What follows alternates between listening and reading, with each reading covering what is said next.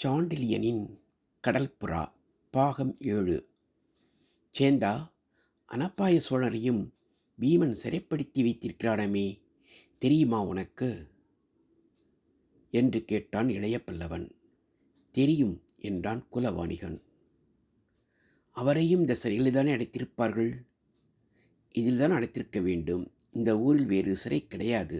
சேந்தா, இந்த சிறையிலிருந்து யாரும் தப்ப முடியாது தானே? அது தெரிந்த விஷயந்தானே. ஆனால் இதிலிருந்து அனப்பாயர் தப்பியிருக்கிறார். எப்படி தப்பியிருப்பார்? யாரோ நண்பர்கள் உதவி இருக்க வேண்டும். அது எப்படி தெரிகிறது? சிறையில் இருந்து தப்பிய பின்பும் பாலூர் பெருந்துறையில் சுதந்திரமாக உலாவுகிறார். புறா மூலம் குணவர்மனுக்கு தூதும் அனுப்பியிருக்கிறார். என்ன தூது புறாவா? என்ன செய்தி? குணவர்மனை 3 நாட்கள் பொறுத்திருக்கும்படி எழுதியிருந்தது. அப்படியானால் அனப்பாயர் 3 நாட்கள் பாலூர் பெருந்துறையில் இருக்கப் போகிறார். ஆம், அதனால் என்ன? அந்த 3 நாட்களில் ஒவ்வொரு வினாடியும் அவருக்கு ஆபத்துத்தான். அஞ்சும் சுவாபம் அனபாயருக்கு கிடையாது என்பது உனக்கு தெரியாதா? தெரியும். அதனால்தான் நான் அஞ்சுகிறேன். நீ ஏன் அஞ்ச வேண்டும்?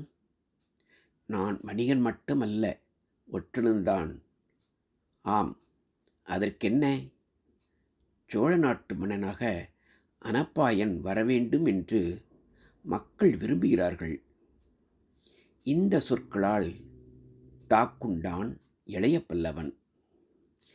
வீரராஜேந்திரன் இப்பொழுதுதானே அரியணையில் ஏறியிருக்கிறார். ஆம் இளைய பல்லவரே, ஆனால் மக்கள் அனப்பாயரை விரும்புகிறார்கள். அனப்பாயர் வீரர் மட்டுமல்ல, ராஜதந்திரி. அக்கம் பக்கத்து நாடுகள் விஷயத்தில் வீரராஜேந்திரன் கடைப்பிடிக்கும் கொள்கையை மக்கள் ஏற்கவில்லை.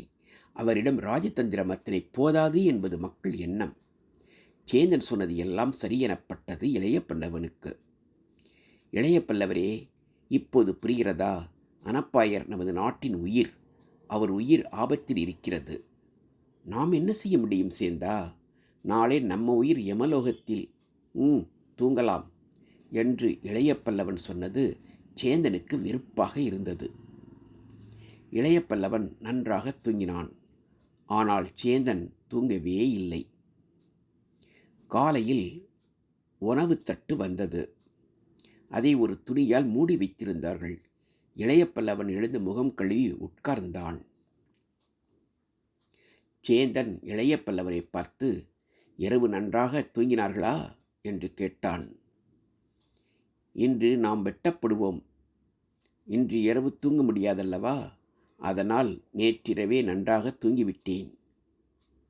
அவன் பேச பேச குலவாணிகனுக்கு வெறுப்பாக இருந்தது. ஏன் சேந்தா, நீ சாப்பிடவில்லை என்று கேட்டுக்கொண்டே இளைய பல்லவன் உணவுத்தட்டின் மேலே உள்ள துணியை எடுத்து மடித்து வைத்து கொண்டான். பின் அவன் சாப்பிட ஆரம்பித்தான். தேவையில்லை எனக்கு என்று சொல்லிக்கொண்டே முகத்தை திருப்பிக் கொண்டான் சேந்தன். இளைய பல்லவன் நிதானமாக சாப்பிட்டு முடித்ததும் பணியாள் தட்டுக்களை எடுத்துச் சென்றான். இளைய பல்லவன், சேந்தா, இதோ பார் எனத்தான் மடித்து வைத்திருந்த துணியை காட்டினான். துணியைக் கண்டு பிரமித்தான் குலவாணிகன். இது நம் விமோச்சனத்தின் சீலை. இதில் உள்ளது அனப்பாயருடைய கையெழுத்து. எதற்கும் அஞ்ச வேண்டாம், சமயத்தில் உதவி வரும், பயன்படுத்தி கொள்ளவும் என்று எழுதியிருந்தது. இளைய பல்லவன் சேந்தனை சாளரத்தின் அருகே அழைத்தான். அங்கே நின்று பேசினால் வீரர்களுக்கு கேட்காது. சேந்தா, இந்த பாலூர் துறைமுகத்தின் கோட்டை பலமானது. ஊருக்குள் ஜனத்தொகை எப்படி? 3 பாகம் கலிங்கர், 2 பாகம் தமிழரும் வேங்கி நாட்டவரும். படை எப்படி? அதுவும் அப்படித்தான். 3 பாகம் கலிங்கர், மற்றவர் தமிழரும் வேங்கி நாட்டவரும். வணிகர்கள் பெரும்பாலும் தமிழர், ஒரு சிலர் கலிங்கர், வேங்கி நாட்டவர் எவரும் இல்லை. அப்படியானால் இது பலவீனமான இடம்தான். குலவாணிகன் வியப்பினால் விழித்தான். தொடரும்.